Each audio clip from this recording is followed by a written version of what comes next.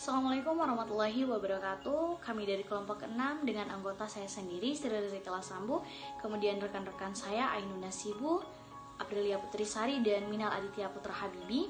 Kami akan mempresentasikan mengenai materi Doing Math, kemampuan pemecahan masalah, komunikasi, penalaran, dan koneksi matematika, guna menyelesaikan tugas dari mata kuliah, kurikulum, dan pembelajaran matematika yang diampu oleh dosen Ibu Siti Zakia SPD MPD.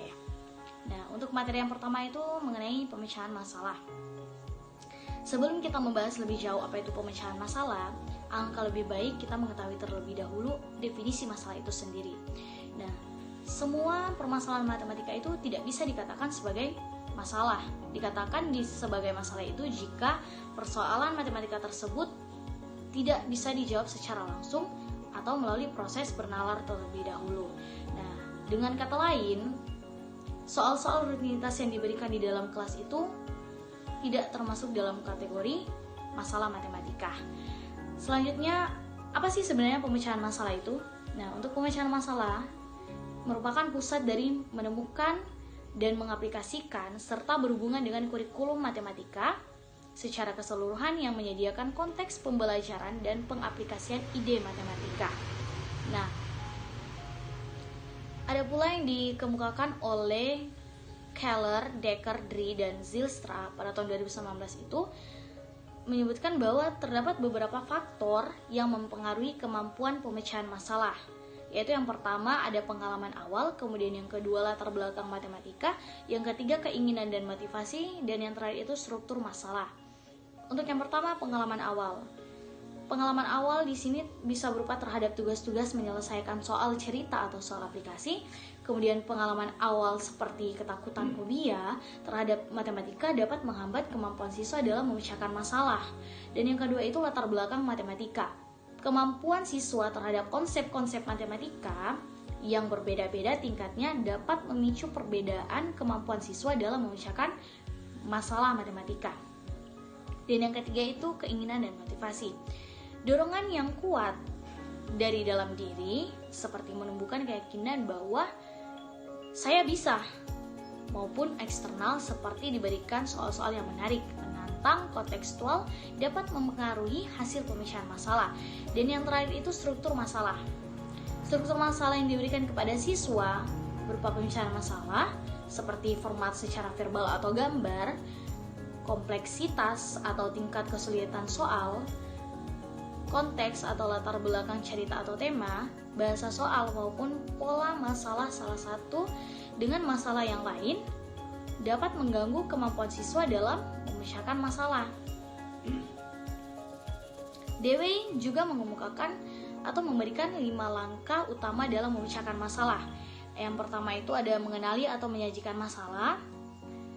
Untuk mengenali atau menyajikan masalah ini tidak diperlukan strategi pemecahan masalah jika bukan merupakan masalah. Dan yang kedua itu mendefinisikan masalah, di mana strategi pemecahan masalah menekankan pentingnya definisi masalah guna menentukan banyaknya yang kemungkinan penyelesaian. Yang ketiga, mengembangkan beberapa hipotesis. Nah, hipotesis yang dimaksud di sini adalah hipotesis alternatif penyelesaian dari pemecahan masalah.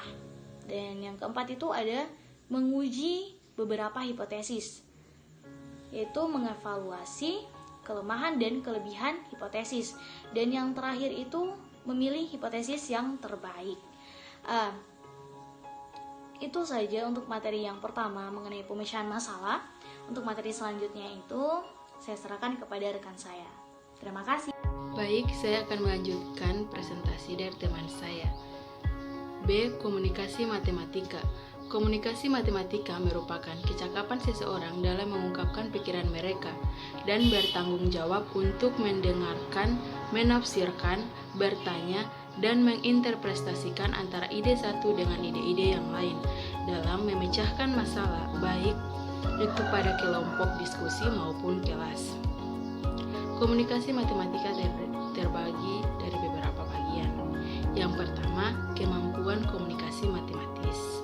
Kemampuan komunikasi matematis yakni A. Kemampuan menyatakan suatu situasi, gambar, diagram, atau benda nyata ke dalam bahasa, simbol, ide atau model matematika. B.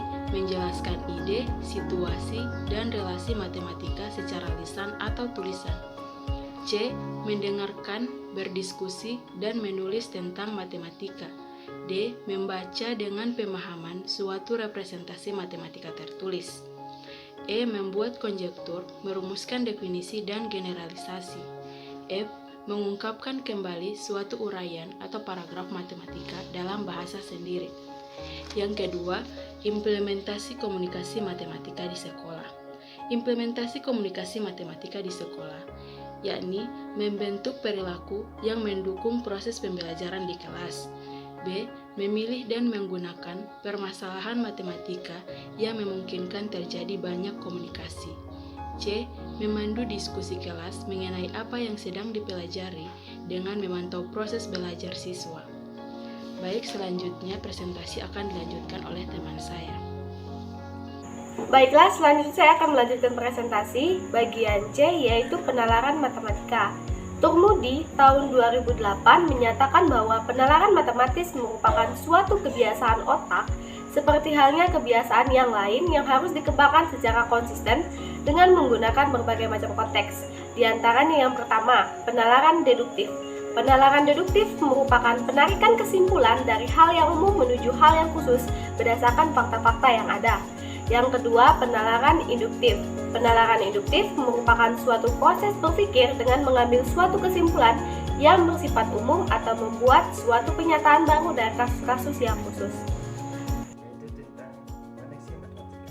Koneksi matematika adalah keterkaitan antara konsep-konsep yang berhubungan dengan matematika itu sendiri dan keterkaitan antara matematika dengan kehidupan sehari-hari. Menurut Adi Rakasewi tahun 2018 menjelaskan bahwa koneksi matematika dapat diartikan sebagai keterkaitan secara internal dan eksternal. Keterkaitan secara internal adalah keterkaitan antara konsep yang berhubungan dengan matematika itu sendiri. Dan keterkaitan secara internal adalah keterkaitan antara matematika dengan kehidupan sehari-hari. Baiklah, selanjutnya adalah kemampuan koneksi matematika. Kemampuan koneksi matematika menurut Rismawati, Irwan, dan Susanto tahun 2017 meliputi yang pertama, menghubungkan pengetahuan konseptual dan prosedural. Yang kedua, menggunakan matematika pada topik lain. Yang ketiga, menggunakan matematika dalam aktivitas kehidupan. Yang keempat, melihat matematika sebagai kesatuan yang terintegrasi. Yang kelima, menerapkan kemampuan matematis dan membuat model untuk menyelesaikan masalah dalam pelajaran lain. Yang keenam, menggunakan koneksi antara topik-topik dalam matematika. Yang ketujuh dan yang terakhir, mengenal berbagai representasi untuk konsep yang sama. Baiklah, selanjutnya adalah implementasi koneksi matematis di sekolah. Ketika siswa dapat melihat hubungan terhadap bidang isi matematika yang berbeda, mereka mengembangkan pandangan matematika sebagai suatu kesatuan. Selama mereka membangun pemahaman sebelumnya sambil belajar konsep-konsep baru, siswa menjadi semakin sadar akan koneksi antara berbagai topik matematika, seperti pengetahuan siswa tentang matematika, kemampuan mereka untuk menggunakan representasi matematika, dan akses mereka ke teknologi canggih dan peningkatan software.